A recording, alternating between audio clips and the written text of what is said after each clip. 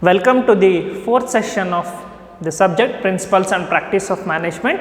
In the last session, we have seen the contributions of management gurus. Under that, we have seen the contributions given by the Henry Fayol. So, in today's class, we are going to see the contributions given by one more management guru, Peter F. Drucker. ನಾವು ಹಿಂದಿನ ತರಗತಿಯಲ್ಲಿ management ಗುರುವ ಕೊಡುಗೆಗಳನ್ನು ನೋಡ್ತಾ ಇದ್ವಿ. ಅದರಲ್ಲಿ ನಾವು already henry ಫೇಯೋಲಿನ ಕೊಡುಗೆಗಳನ್ನು ನೋಡಿದ್ದೀವಿ. ಇವತ್ತಿನ ತರಗತಿಯಲ್ಲಿ ನಾವು ಪೀಟರ್ ಎಫ್ ಡ್ರಕ್ಕರ್ ಅವರು ಕೊಟ್ಟಿರುವ ಕೊಡುಗೆಗಳನ್ನು ನೋಡ್ತಾ ಇದ್ವಿ. ಅಂದರೆ ನಿರ್ವಹಣಾ ಶಾಸ್ತ್ರಕ್ಕೆ ಅವರ ಕೊಡುಗೆಗಳನ್ನು ನಾವು ನೋಡ್ತಾ ಇದ್ವಿ. Coming on to the his introduction about the Peter F Drucker. Peter F. Drucker is a very popular figure in the management. Everybody knows about him because he has a very vast experience in the management. Nearly some 4 to 5 decades he has worked exhaustively in the field of the management. For that reason he is very popular. He was born in Vienna, that is the capital city of Austria, in the year 1909. He started his career as a correspondent. Then he also became the consultant, and lastly he was an educator also. He was a professor for many prestigious institutions, many management B schools. He was the professor. He is popularly known as the founder of modern management. Peter F Drucker ಅವರು ಹುಟ್ಟಿರೋದು 1909 ಒಂದು Vienna ಅನ್ನೋ ಒಂದು ಶಹರದಲ್ಲಿ ಹುಟ್ಟುತ್ತಾರೆ. ಅವರು ಆಸ್ಟ್ರಿಯಾದ capital city ಇದೆ ಅದು. ಅವರು ತಮ್ಮ ಕರಿಯರಲ್ಲಿ ಸ್ಟಾರ್ಟಿಂಗಲ್ಲಿ ಅವರು ವರದಿಗಾರ ಹಾಗೂ ಸಲಹೆಗಾರ ಮತ್ತು ಶಿಕ್ಷಣ ತಜ್ಞ ಅಂತ ವರ್ಕ್ ಮಾಡ್ತಾರೆ. ದೆನ್ ಅವರಿಗೆ ನಾವು ಏನಂತ ಕರಿತೀವಪ್ಪ ಅಂತಂದರೆ ಆಧುನಿಕ ನಿರ್ವಹಣಾ ಶಾಸ್ತ್ರದ ಸಂಸ್ಥಾಪಕ ಅಂತ ಕರಿತೀವಿ. He is a founder of the modern management. So, next we are going to see next we can see the 3 roles given by the Peter Drucker for the management. If you see the roles given by the Peter F. Drucker, managing a business.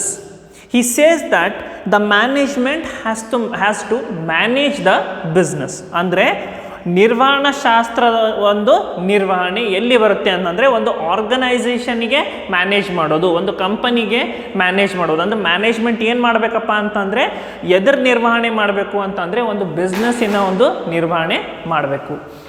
ಅದೇ ರೀತಿಯಾಗಿ if you see, he has to manage the managers. Managing managers means the management has to manage the managers also who are working in that particular organization, who are working in that particular company. ಅಂದರೆ ವ್ಯವಸ್ಥಾಪಕನ ವ್ಯವಸ್ಥಾಪನೆ, ಇಲ್ಲಿ ವ್ಯವಸ್ಥಾಪನೆ ಮಾಡಬೇಕಾಗುತ್ತೆ. ಮ್ಯಾನೇಜ್ಮೆಂಟಲ್ಲಿ ನಿರ್ವಹಣಾ ಶಾಸ್ತ್ರದಲ್ಲಿ ನಿರ್ವಹಣೆ ಏನು ಮಾಡ್ತಾರೆ ಅಂತಂದರೆ ಆ ವ್ಯವಸ್ಥಾಪನೆ ಕೂಡ ನಾವು ಮಾಡಬೇಕಾಗುತ್ತೆ. ಅದು ಒಂದು ಪಾತ್ರ. ಅದೇ ಥರವಾಗಿ if you see the managing workers and work, not only you have to manage the managers, you have to also manage the workers. ಅಂದರೆ ನಾವು ಕೆಲಸಗಾರರು ಯಾರು ಕೆಲಸ ಮಾಡ್ತಿರ್ತಾರೆ ನಮ್ಮ ಅಂಡರಲ್ಲಿ ಅವ್ರದ್ದು ನಿರ್ವಹಣೆ ಕೂಡ ಮಾಡಬೇಕಾಗುತ್ತೆ. ಮತ್ತು ಅವ್ರು ಏನು ಕೆಲಸ ಮಾಡ್ತಾ ಇದ್ದಾರೆ ಆ ಕೆಲಸದ ನಿರ್ವಹಣೆ ಕೂಡ ಮಾಡಬೇಕಾಗುತ್ತೆ. ಅದಕ್ಕೆ managing workers as well as managing the work, ಆ ಕೆಲಸದ ನಿರ್ವಹಣೆ ಕೂಡ ನಾವು ಮಾಡಬೇಕಾಗುತ್ತೆ. If you see the next contributions made by the Peter F. Drucker, one of the major concept given by Peter F. Drucker is the MBO.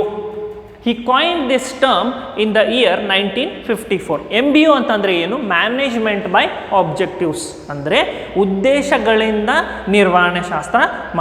ನಿರ್ವಹಣೆ ಮಾಡುವುದು. Whatever we do in the organisation, we have a specific objective to do. ನಾವು ಆರ್ಗನೈಸೇಷನಲ್ಲಿ ಕೆಲಸ ಮಾಡ್ತಾ ಇದ್ದೀವಿ ಅಂತಂದರೆ ಒಂದು ನಿರ್ದಿಷ್ಟವಾದ ಒಂದು ನಮಗೆ ಉದ್ದೇಶಗಳಿರ್ತವೆ. ಆ ಉದ್ದೇಶಗಳನ್ನು ಇಟ್ಕೊಂಡು ಏನು ಮಾಡ್ತೀವಿ ಅಂದರೆ ನಾವು ಗುರಿ ತಲುಪಲಿಕ್ಕೆ ನಾವು ಪ್ರಯತ್ನ ಮಾಡ್ತೀವಲ್ಲ.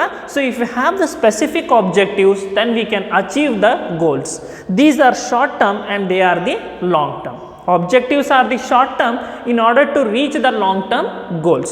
So management by objectives has become a very popular concept in the today's modern organization. Many of the organizations are adopting this particular concept in order to reach the in order to reach their you can say the goals, or in order to reach that particular area. Then recently it was modified by one of the another management guru, that is Schley. He defined it as the management by results.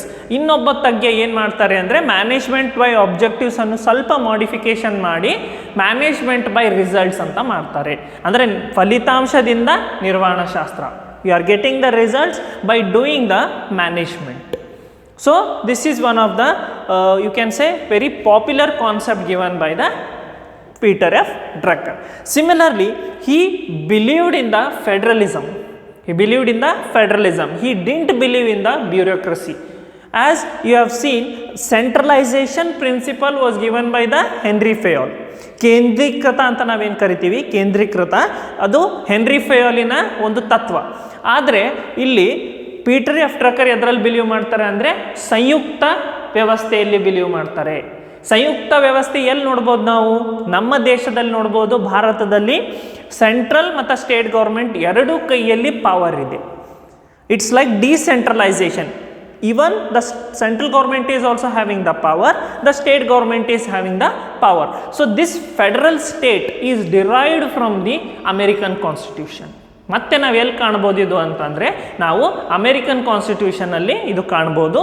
ಅಲ್ಲಿಂದ ನಾವೇನು ಮಾಡಿದ್ದೀವಿ ಅಂತಂದರೆ ತೆಗೆದುಕೊಂಡಿದ್ದೀವಿ, ಅದನ್ನು ನಾವು derivation ಮಾಡ್ಕೊಂಡಿವಿ.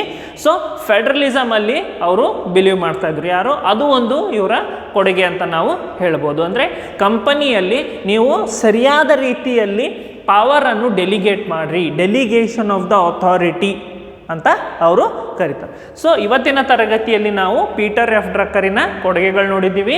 First of all ಅವರು 3 ಪಾತ್ರಗಳು ಹೇಳಿದ್ದಾರೆ ನಮಗೆ, ಮತ್ತು ಅವರು MBO ಕೊಟ್ಟಿದ್ದಾರೆ ಮತ್ತು ಫೆಡರಲಿಸಮನ್ನು ಕೊಟ್ಟಿದ್ದಾರೆ. ಅವರು ಇಲ್ಲಿವರೆಗೆ more than 39 books he has written. But ಅದರಲ್ಲಿ ಎಲ್ಲಕ್ಕಿಂತ ಮುಖ್ಯವಾದ ಅವ್ರದ್ದೊಂದು ಬುಕ್ ಯಾವುದಪ್ಪ ಅಂದರೆ practice of management. He has written that book in the year 1954 and it is popular till now. ಇವತ್ತು ಕೂಡ ನಾವು ಅದನ್ನು ಓದ್ತೀವಿ, ಅದನ್ನು ನಾವು ಅಭ್ಯಾಸ ಮಾಡ್ತೀವಿ. ಅಂದರೆ ಅವ್ರು ಏನು ಹೇಳಿದ್ರು ಅಂತಂದರೆ, ನಿರ್ವಹಣಾ ಶಾಸ್ತ್ರದಲ್ಲಿನ ಅಭ್ಯಾಸ. He treated management as a profession rather than a science. By practice you will be able to do the management, not by theory or not by following certain principles ಅಂತ ಹೇಳ್ತಾರೆ ಅವರು. Management is more of a profession, is more of a practice. You can get it by doing practice of the management.